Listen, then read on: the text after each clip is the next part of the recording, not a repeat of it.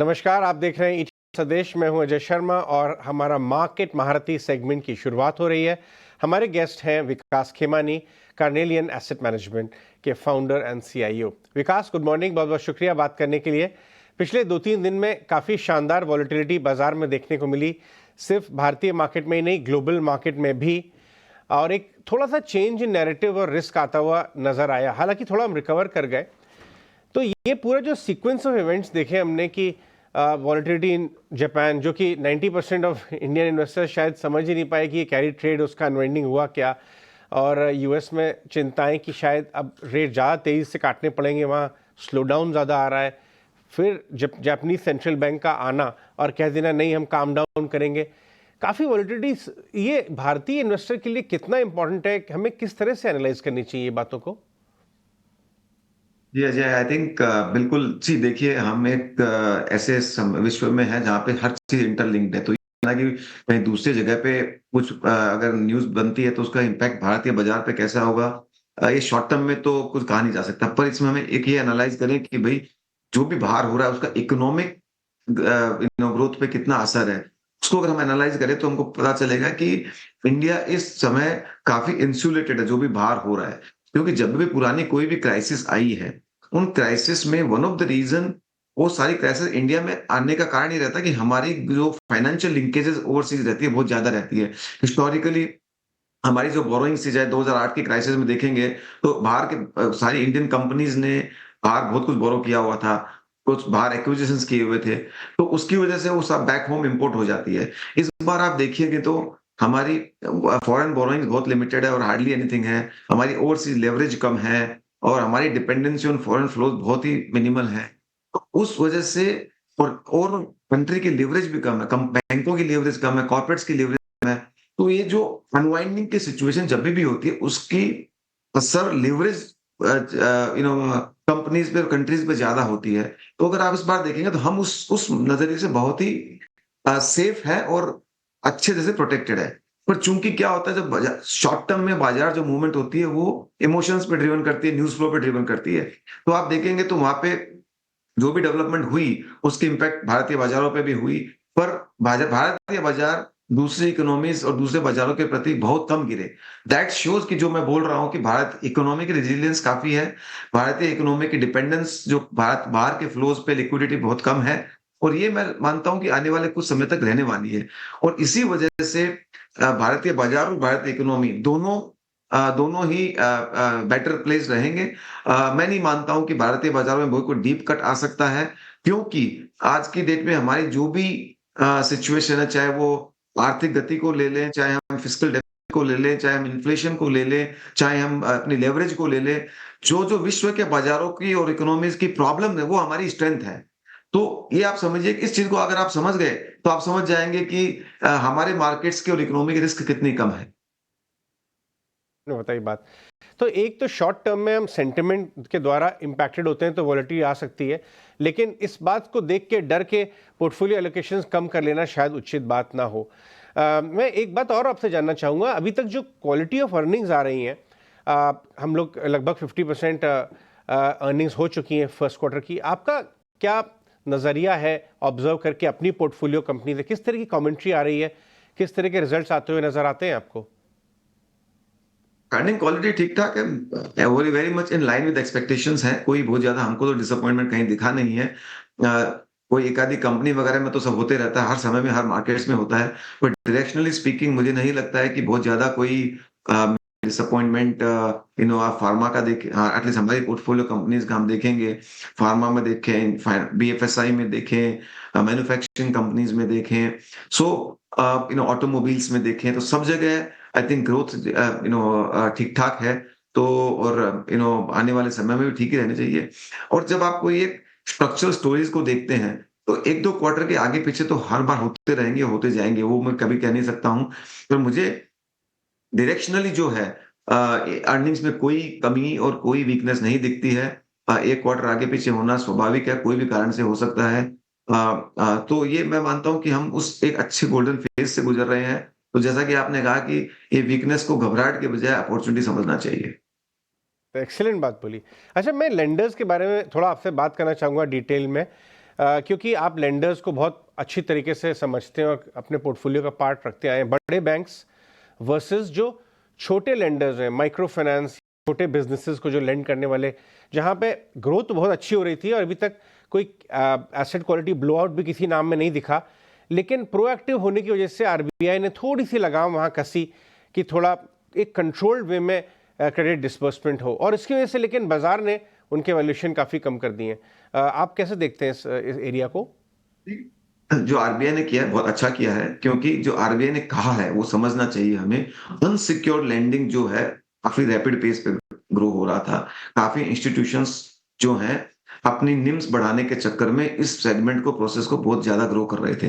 तो ऑब्वियसली ये रेगुलेटर का काम है कि वो दिखाया जाए कि भैया जब जब कोई पोर्टफोलियो 30-35% ग्रोथ कर रहा है तो वहां पे ओवर हीटिंग हो रहा है, तो आप उसको कंट्रोल कीजिए। तो इसमें मैं तो मानता हूँ एक ओवरऑल मार्केट की हेल्थ के लिए और इकोनॉमी की हेल्थ के लिए, उस सेगमेंट की हेल्थ के लिए बहुत अच्छा है। क्योंकि अगर कोई चीज आउट ऑफ ऑर्डिनरी ग्रो करती है तो बाद में वहां पे रिस्क भी उतनी आती है। तो जो कि कुछ इंस्टीट्यूशन शायद शॉर्ट टर्म में गेट अवे होके और अपने शॉर्ट टर्म इंटरेस्ट को ऑप्टिमाइज करने के चक्कर में उसको ग्रो किए होंगे, तो वो उसकी सही मूवमेंट है। पर अगर आप देखेंगे तो वो सेगमेंट कोई बुरा नहीं है, सेगमेंट अच्छा है। उसको अगर आप सही तरीके से ग्रो किए जाए, सही रिस्क मैनेजमेंट के तरह से, और आप सही अंडरराइटिंग करके करें तो सेगमेंट अच्छा है। और आप देखेंगे तो बड़ी बैंक्स, चाहे वो आईसीआईसीआई बैंक हो और एचडीएफसी बैंक का तो हिस्टोरिकली काफी बड़ा पोर्टफोलियो रहा है उसमें, चाहे वो कोटक बैंक हो, हर बैंक उस पोर्टफोलियो को ग्रो कर रही है। पर उनके ओवरऑल अनुपात में जो पोर्टफोलियो का अनुपात है, दूसरे सेगमेंट्स का अनुपात है, वो बहुत कम छोटा है। तो इसलिए बैंकिंग सेगमेंट दोनों तरह की कंपनीज में जहाँ पे ओवरऑल रिस्क कम रहेगी, उस सेगमेंट के फास्ट ग्रो करने से भी वो ठीक है। हम वैसे भी फाइनेंशियल्स के अंदर जो भी लेंडर है उसमें छोटे लेंडर को में इन्वेस्ट करने के फेवर में ज्यादा नहीं रहते हैं, क्योंकि वहां पे risk reward profile completely change हो जाता है। छोटे लेंडर्स के पास लायबिलिटी फ्रेंचाइज वीक रहती है और इसकी वजह से उनको आरओई बनाने के लिए एक्स्ट्रा रिस्क लेनी पड़ती है, इसलिए वो उन पोर्टफोलियोज को चूज करते हैं। तो हम उसको ज्यादा प्रेफर नहीं करते हैं। हम लार्ज लेंडर्स जो हाई ग्रोथ सेगमेंट में ऑपरेट करते हैं उनके साथ ज्यादा प्रेफर करते हैं। एक्सीलेंट। अच्छा, एक और सेक्टर के ऊपर वापस से फोकस आता नजर आ रहा है कुछ हफ्तों में, क्योंकि जियोपॉलिटिकल माहौल थोड़ा बिगड़ा है। मिडल ईस्ट में हम देख ही रहे हैं क्या हो रहा है। अब हमारे पड़ोस में भी बांग्लादेश में चीज़ें, हालात काफ़ी वॉलेटाइल हो गए। वो है डिफेंस, और शायद स्ट्रेटेजिक इंपॉर्टेंस जो है देश के लिए डिफेंस पे शायद इतनी कभी नहीं रही जितनी आज हो रही है। भले ही शॉर्ट टर्म में कुछ स्टॉक भाग गए हो, आपको क्या लगता है नेक्स्ट 5 से 7 साल इस एरिया में क्या एक स्ट्रक्चरल केस बनता है डीप जाने में और ज़्यादा रिसर्च करने में, थोड़ा हिस्सा ज़रूर से बनाने में इसको अपने पोर्टफोलियो का? तो आपने अजय लास्ट का क्वेश्चन थोड़ा रिपीट करेंगे, आवाज कट गया था बीच में। अपने पोर्टफोलियो का हिस्सा कुछ ज़रूर क्या आप बनाना ठीक समझेंगे डिफेंस को, या वैल्यूएशन के ऊपर से अगर बढ़ जाए तो निकाल देना चाहिए? देखिए, डिफेंस सेगमेंट बहुत बड़ी अपॉर्चुनिटी है, एंड जैसा कि आप देखेंगे जियोपॉलिटिकल टेंशन तो काफी है, तो उस चक्कर में आई थिंक वो तो काफी सिग्निफिकेंट रहेगा। और अपॉर्चुनिटीज भी रहेंगी, और इंडिया जो स्वावलंबी होने की कोशिश कर रहा है और इंडिया जो बाहर वाले देशों को एक्सपोर्ट करने की कर रहे हैं, हमारी जो कैपेबिलिटीज बन रही है, तो उस लिहाज पे देखा जाए तो सेगमेंट बहुत बड़ा है। पर क्या होता है, बड़े सेगमेंट में आपको इन्वेस्टेबल रिस्क रिवॉर्ड वाली अपॉर्चुनिटी ढूंढना बहुत बड़ी बात होती है। तो आई थिंक वो ही आपको हमको देख के आगे बढ़ते रहना पड़ेगा। तो जहां जहां ओवर स्ट्रेस्ड है वहां पे मुझे लगता है कि केयरफुल रहना चाहिए, क्योंकि कंपनीज की ग्रोथ भी आएगी तो भी शायद आपका रिटर्न नहीं बनेगा। तो ये ध्यान रखने की बहुत जरूरत है। आज 100 के पी, 200 के पी अगर वो आप दे रहे हैं तो आपको ग्रोथ समझ में आनी चाहिए। मैं ये नहीं कह रहा हूँ कि 100 का पी गलत है या सही है। वो हो सकता है हिस्टोरिकल पी के बेसिस पर नहीं लग रहा हो, पर आने वाली ग्रोथ को ध्यान में रखें तो शायद लग रहा हो। तो मैं यही कहूंगा, फेड्स को अवॉइड करें, रिस्क रिवॉर्ड को देखते हुए इन्वेस्ट करें। कंपनी स्पेसिफिक की स्टडी बहुत जरूरी हो गई है। अभी ये टेलविंड खाली वो जो आजकल क्या हो गया, बिकॉज ये ईटीएफ्स वगैरह आने के चक्कर में जिसके पास इन्फ्लो आया है तो उनको तो वो खरीदना पड़ता है, उसका कोई चारा नहीं है। तो इसलिए जो जो कंपनी का वैल्यूएशन इन जनरल बढ़ गया है वो मुझे लगता है थोड़ा सा रिस्की है। बहुत अच्छी बात बोली। चलिए इसको थोड़ा और समझते हैं कि एक easy phase of bull run शायद निकल गया लास्ट 3-4 साल का। Importance of company specific study, और इसमें आपका खुद का मतलब प्रैक्टिस रहती है कार्नेलियन में, क्योंकि लोग दोनों तरफ जा रहे हैं। एक तरफ कह रहे हैं बुल रन ओवर, एक तरफ कह रहे हैं नहीं साहब वन साइडेड यहाँ से भी चलेगा, बट शायद सच्चाई कहीं कहीं बीच में रहेगी। तो इसकी इंपॉर्टेंस समझाएं आप। मैं नहीं मानता bull run is over. I think India का बेस्ट बुल रन जो है अभी भी हमारे सामने है, अहेड ऑफ अस है।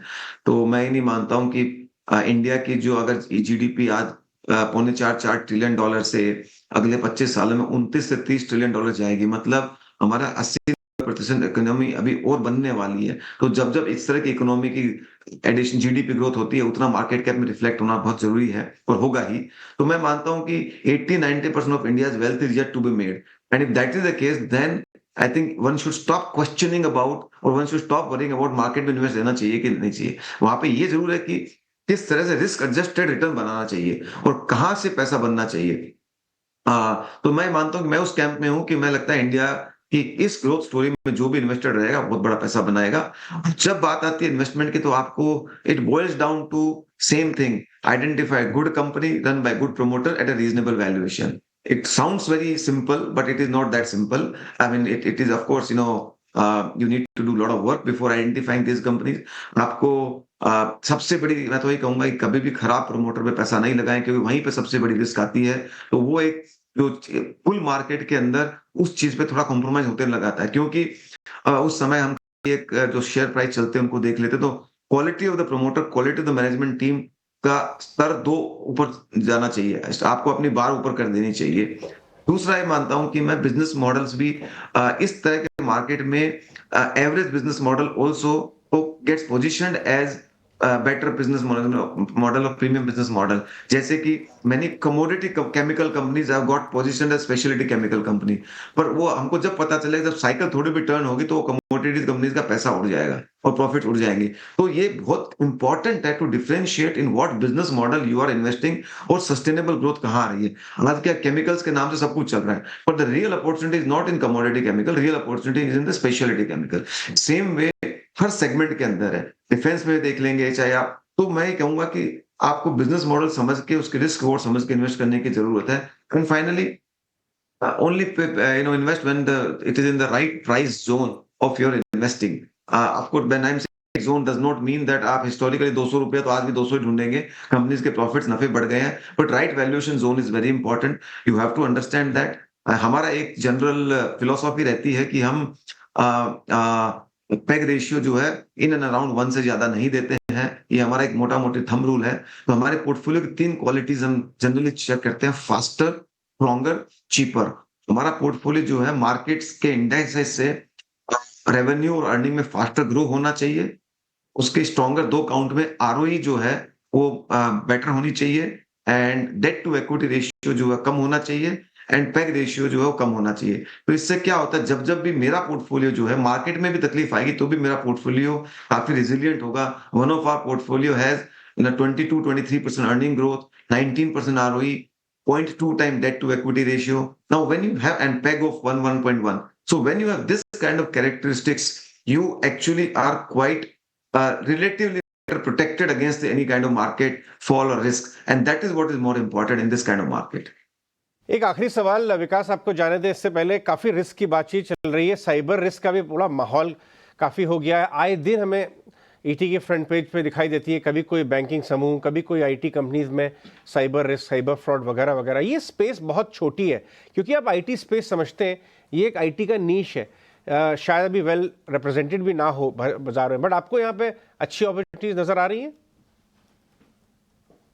कंपनीज हर सेगमेंट में होती हैं, तो बिल्कुल ये आई थिंक जैसा कि साइबर सिक्योरिटी और cyber is a new kind of theft. So I think it is a new kind of theft, so hence we have to be all careful about and we are seeing every single day being attacked, companies being attacked, individuals being attacked. तो इसमें तो बहुत काम होना बाकी है।